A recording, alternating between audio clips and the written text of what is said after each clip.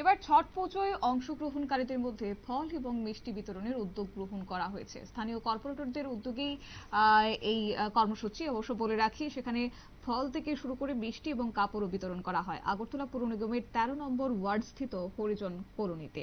প্রতি বছরের ন্যায় এই বছরও আগরতলা পৌর নিগমের 13 নম্বর ওয়ার্ডে বসবাসকারী হরিজন কলোনিতে যারা পবিত্র ছট পুজো করে থাকেন এবং করেন, তাদের হাতে ফল, মিষ্টি ও কাপড় তুলে দিয়েছেন এলাকার কর্পোরেটর তথা নর্থ জোনাল চেয়ারম্যান প্রদীপ চন্দ।